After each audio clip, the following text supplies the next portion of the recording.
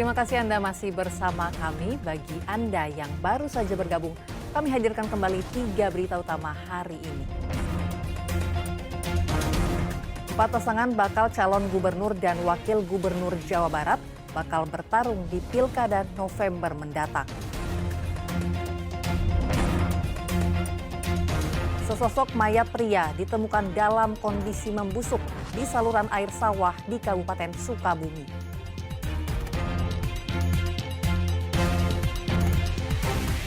Seorang pria di Kabupaten Purwakarta babak belur dihajar warga setelah terpergok menganiaya dan merampas mobil milik seorang perempuan yang dikenalnya di media sosial.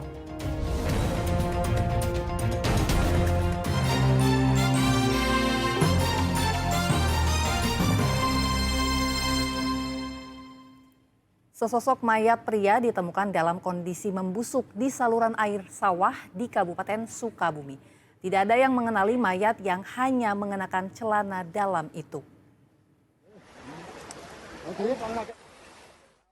Warga membantu polisi dan petugas BPBD Kabupaten Sukabumi mengevakuasi jenazah seorang pria ditemukan di selokan persawahan Kampung Cimanggu, Desa Cihelang Tonggoh, Kecamatan Cibadak, Kabupaten Sukabumi Sabtu pagi.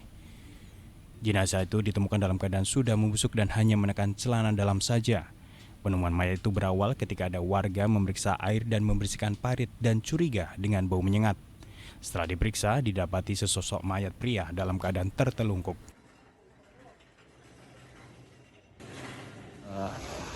Posisinya ada di selokan kecil. Ternyata setelah di asesmen ke lokasi, ternyata benar ada sosok mayat tanpa busana berada di saluran air atau di selokan.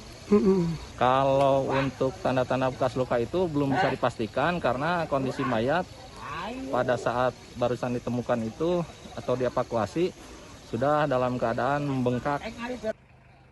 Setelah tim medis RSUD Sekarwangi melakukan pemeriksaan luar, jenazah pria tersebut langsung dibawa ke Rumah Sakit R. Samsudin Kota Sukabumi guna dilakukan autopsi untuk mengungkap identitas dan penyebab kematiannya.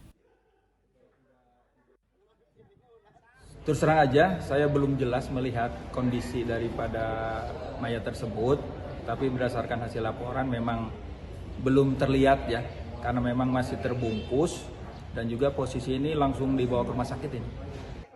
Diduga pria tersebut tidak berdomisili di desa tempat ditemukannya mayat karena belum ada warga yang melaporkan kehilangan keluarganya.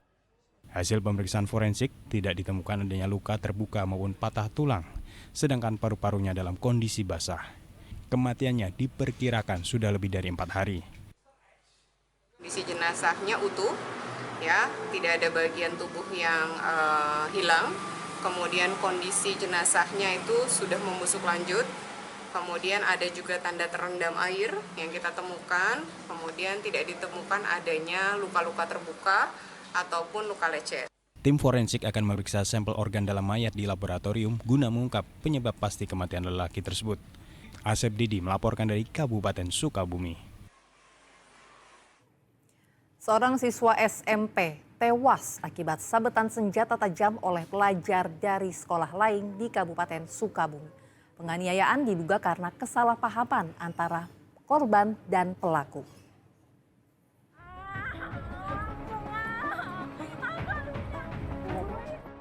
Warga histeris dan berjibaku menolong seorang siswa yang terluka parah karena sabetan senjata tajam di Desa Cicewol, Mekarsari, Kecamatan Cicurug, Kabupaten Sukabumi Rabu siang. Lokasi kejadian berjarak 200 meter dari kediaman korban. Diduga penganiayaan berujung maut dilakukan oleh belasan pelajar dari sekolah yang berbeda. Kurang dari 8 jam, Polres Sukabumi akhirnya menangkap 2 terduga pelaku kekerasan. Cari siapa yang melakukan, kemudian siapa yang bertanggung jawab itu dikejar. Dan alhamdulillah sudah didapatkan. Dan usaha dari kepolisian tidak berhenti di situ. Kita juga akan melakukan edukasi supaya peristiwa seperti ini tidak terjadi kembali. Korban berinisial GP sempat mendapat pertolongan pertama di sebuah klinik, namun akibat luka parah di punggung, siswa 15 tahun itu akhirnya tewas saat perjalanan ke rumah sakit. Kamis siang, polisi kembali menangkap 6 pelajar lainnya. Motif penganiayaan berujung maut dikarenakan saling ejek antara para terduga pelaku dan korban. Polres Sukabumi akhirnya menetapkan 2 pelajar SMP sebagai tersangka utama pembunuhan siswa dari sekolah lain Jumat siang. 2 pelajar berusia 15 tahun dan 14 tahun mengaku membunuh korban dengan senjata tajam. Selain memeriksa 9 pelajar, baik dari teman korban hingga teman pelaku, polisi juga menyita barang bukti 1 sepeda motor, 1 celurit, hingga baju dan tas milik tersangka dan juga korban. Insiden berawal dari perjanjian lewat media sosial antara 2 sekolah untuk berduel di lokasi yang telah ditentukan. Komunikasi di medsos, ketersinggungan antar kelompok pelajar ini, kemudian dilakukan pengejaran. Pada saat dilakukan pengejaran, 6 orang cerai-berai, ulangi, 6 anak ABH bercerai-berai dan 1 korban ya ABH ini terjatuh. Ya, terjatuh, disitulah menjadi korban kekerasan. Atas kejadian ini, polisi berharap peran serta masyarakat, keluarga, dan sekolah untuk melakukan upaya pencegahan agar kasus ini tidak terulang kembali. Asep Didi melaporkan dari Kabupaten Sukabumi. Seorang pria di Purwakarta babak belur dihajar warga setelah terpergok menganiaya dan merampas mobil milik seorang perempuan yang dikenalnya di media sosial.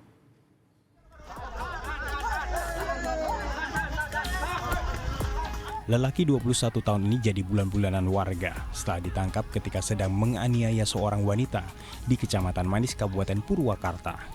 Polisi dari Polsek Manis dan Polres Purwakarta dibuat kewalahan saat membawa pemuda itu dari amukan massa. Setelah dievakuasi, terduga pelaku lalu dibawa ke Mapolres Purwakarta. Dari pemeriksaan polisi, terduga pelaku mengenal korban lewat media sosial. Keduanya sepakat bertemu di sebuah tempat di Kabupaten Cianjur. Dari lokasi tersebut, keduanya berangkat menggunakan mobil korban ke kawasan Manis, Purwakarta. Saat di lokasi, terduga pelaku langsung menganiaya korban. Karena takut, perempuan itu meloncat dari mobil dan berteriak hingga mengundang perhatian warga.